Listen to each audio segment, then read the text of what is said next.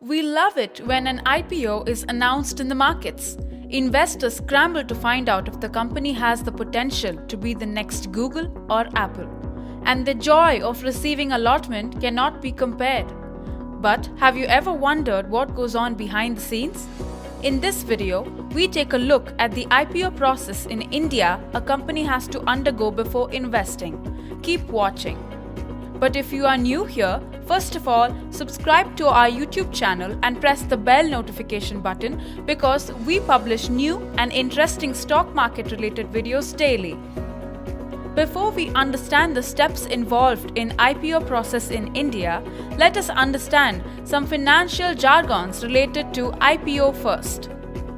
IPO, an initial public offer, refers to the process where a company offers its shares to the public in exchange for capital. Lead manager or underwriter. The lead managers or underwriters are independent financial institutions appointed by the company. They are responsible for coordinating all the activities surrounding the issue. DRHP, the Draft Red Herring Prospectus, includes important information about the company, its business, the industry it is in, current shareholders, and its financials, among various others. Bid, an offer made to purchase something at a certain price. Steps of IPO process in India. Here are the steps involved in the IPO process in India in order for a private company to go public. Hiring of an underwriter or investment bank. When a company decides that it will raise funds from the market, they approach experts in the matter like underwriters or investment banks who specialize in the IPO process. Normally, the company appoints multiple banks for this. The underwriters study the financial condition of the company and guide it by acting as intermediaries between the company and its potential investors. If the company feels that these banks can meet their needs, an underwriting agreement is signed. These banks assure the company that the capital will be raised, but this is not a promise or a guarantee, as this depends on market conditions and investor perception of the company. Registration for the IPO. The next step involves creating a draft red herring prospectus and the registration statement. This is mandatory as per the Companies Act. The DRHP includes key components about the company, its financials, its strengths and risks, why it is raising funds, and where will these funds be used.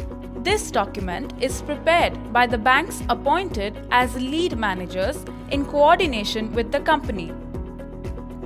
The DRHP is one of the most important documents as it acts as a source of information helping investors decide on whether they should invest in the company or not. This document is also used by the underwriters to market the IPO. Verification by SEBI. After the prospectus is submitted, the SEBI reviews the document.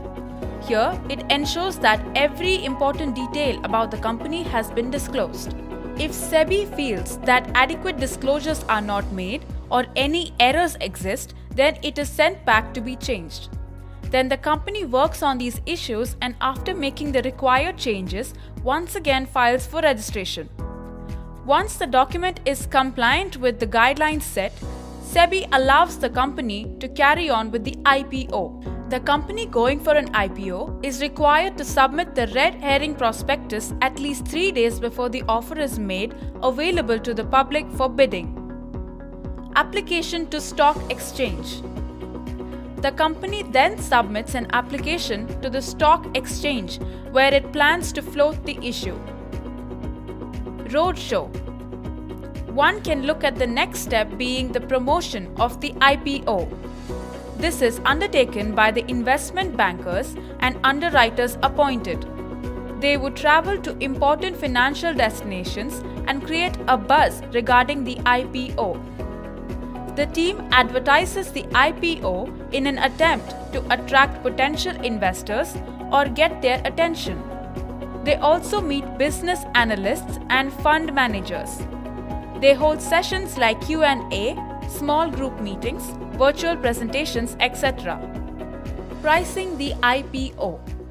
The company here has the option to either go for a fixed price IPO or a book building issue. Under fixed price IPO, the price of the company's stocks is set and announced beforehand. In a book building issue, the company sets a price band between which the investor can bid. Here, the company sets an IPO floor price, which is the minimum price investors can bid, and an IPO cap price, which is the maximum price they can bid. Based on this, the highest price at which all the shares can be sold is determined.